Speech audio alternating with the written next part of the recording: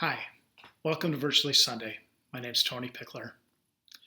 Behind a locked door. That's where we find the disciples this Sunday. After a visit from Mary Magdalene and the other Mary, by the way, there's a lot of Marys in the Passion narrative and the resurrection stories. But after a visit from them describing an empty tomb, and after being told by Peter and John that the Lord had risen, after Cleopas and his traveling companion raced back from Emmaus to tell the locked away disciples that the prophecies from the scriptures and all that Jesus taught the 3 years was true, that he had been raised from the dead. After all this, we find them still stuck, still locked away in a room, afraid, confused, grieving, processing through the stages of grief. And then Jesus appears in the room. He goes through the locked door and makes his presence felt. He even breathes on them, releasing the Holy Spirit to empower them to leave.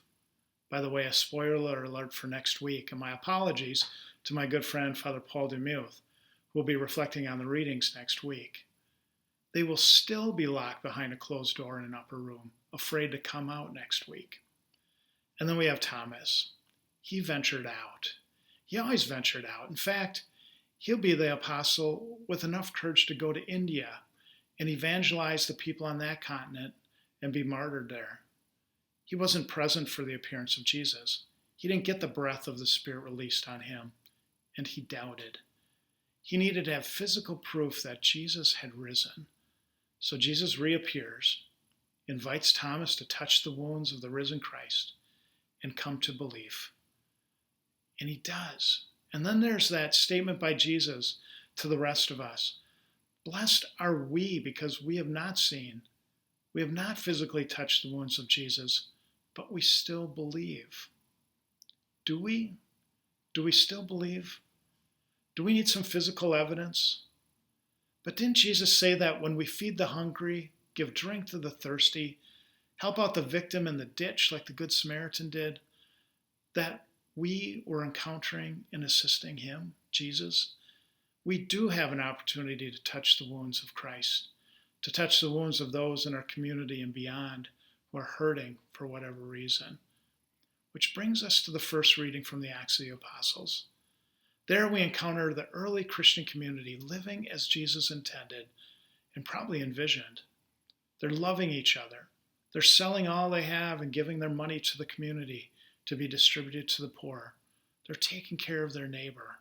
They're living the way of the follower of Christ. So countercultural, so idealistic, but so necessary in our present day. So where do we go from here? What closes us into a locked upper room? What do we need to be released from? What are we hurting from or grieving or feeling pain about? And how can we support each other in that journey towards peace? The peace that only Christ can give, but that we can be supported by the loving, caring community. Jesus invites us to open the door, to let him in, be supported by the community. And maybe we just need to take that first step. Maybe even just open a window for starters and let in a little fresh air, to open to the joy of the Spirit.